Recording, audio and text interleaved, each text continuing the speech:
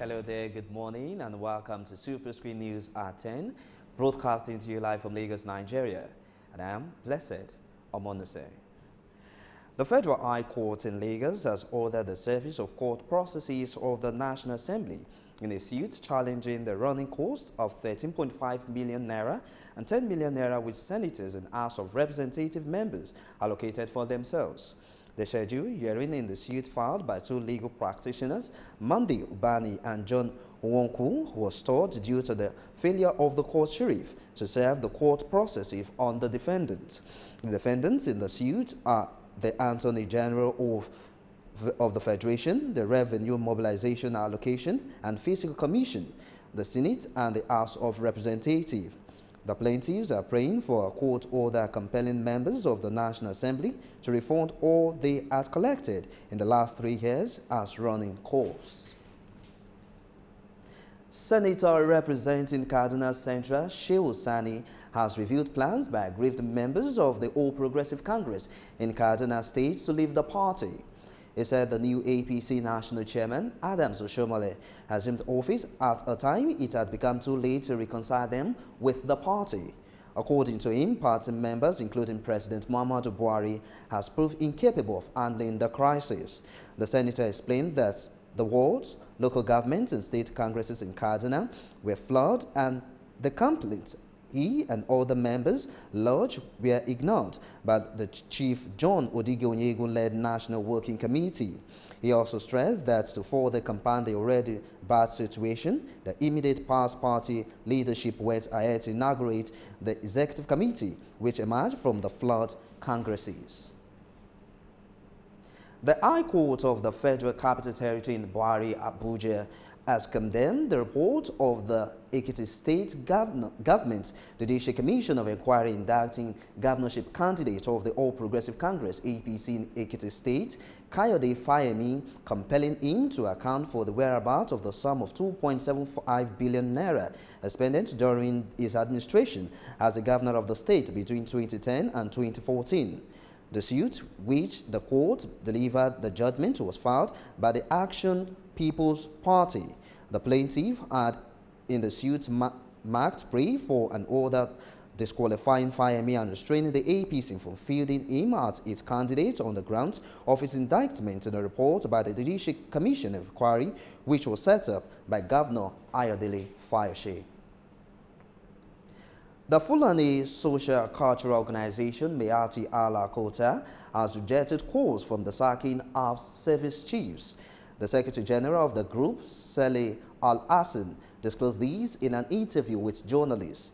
Al-Hassan rejected suggestion that herdsmen from other countries should be prevented from grazing their cattle in Nigeria. He also said the ECOWAS Free Trade Protocol guarantees free movement, adding that herdsmen do not recognize international boundaries, which he described as a colonial creation. You will recall that a large section of Nigerians, including the National Assembly and governors, has called on President Muhammadu Buhari to sack the service chiefs for failing to protect the lives of Nigerians. However, Al-Hassan said those calling for the sacking of the service chiefs are corrupt politicians. Senior Special Assistant to the President on Media and Publicity, Garba Shehu, says the fierce competition for power and President Muhammadu Buhari unrelenting war of corruption are responsible for an upsurge of violent conflict across Nigeria. Shehu disclosed these to journalists at the National Secretariat of the All Progressive Congress APC in Abuja. The presidential aide said many people, especially the rich and the powerful, thought the war against graft was a joke until the president, with the support of a reformed judiciary, showed no sign of backing down. The International Society for Civil Liberties and the Rule of Law, Inter-Society, has claimed that herdsmen and Boko Haram insurgents have in the last 6 months of 2018 killed 1,750 Christians and other non-Muslims. In a statement by Inter-Society Board Chairman Emeka Nwangbe Lassie says the herdsmen also killed 8,800 Nigerians, mostly Christians, in 3 years from June 2015 to June 2018. According to the group, the member of the number of churches and other sacred places of worship destroyed and burnt in the past 3 years were not less than 1,000. And also educational matters, the management of the Yaba College of Technology, Lagos, has expelled 19 students of the institution over various offenses relating to examination malpractice. The Yaba Tech spokesman, Nwambueze Ejiofor, said it is standard practice that once a student is caught cheating in the examination, he or she will face the music as stated in the student's handbook. Ejiofor said the circular indicated that the academic board of the institution took the decision on behalf of the management at its meeting, variously held on the 20th of May, 30th May, and 7th June, respectively. The affected students belong to various departments within the school and cut across both full-time and part-time programs. You're watching Superscreen News at 10. We'll take a short break, and when we return in just a moment, we'll bring you business news. Stay with us.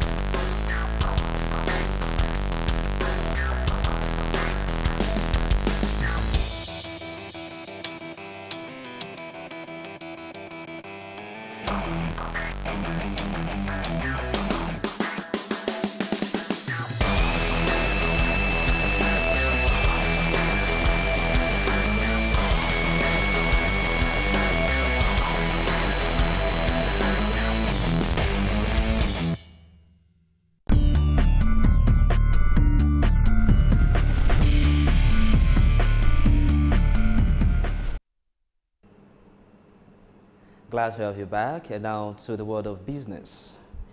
The Nigerian National Petroleum Corporation (NNPC) is planning to raise money from the capital markets to finance oil projects across the country.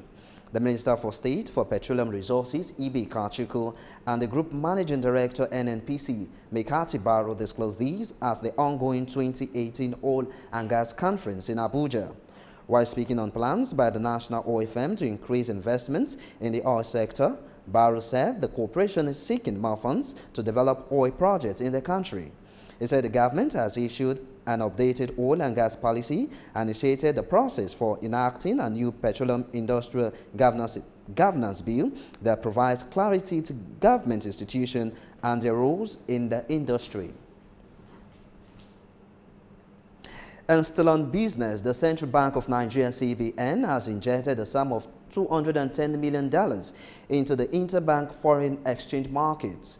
The Acting Director, Corporate Communications Department, CBN, Isaac Okorafor, all disclosed these, reassured the public that the bank will continue to intervene in the interbank forex markets in line with its quest to sustain liquidity in the market and maintain stability.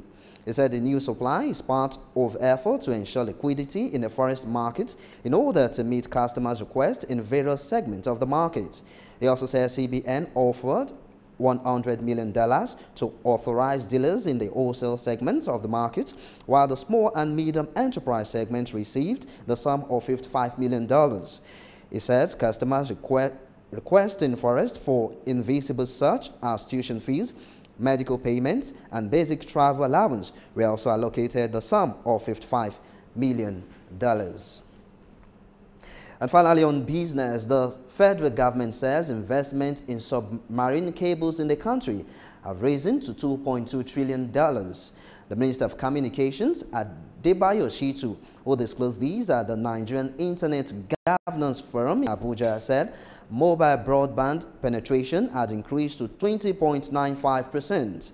According to him, internet penetration has also witnessed appreciable progress, and as over 103 million citizens now use the internet. He also said the investments were done in the last 5 years, stressing that more investors are currently investing in the submarine cables in the information and communication technology sector.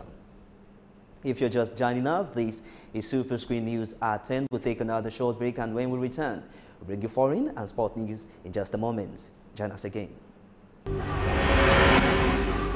Before they come, they're supposed to, give us some information, notice, at least maybe a week or so. There was nothing like that. Hunger is everywhere in Nigeria.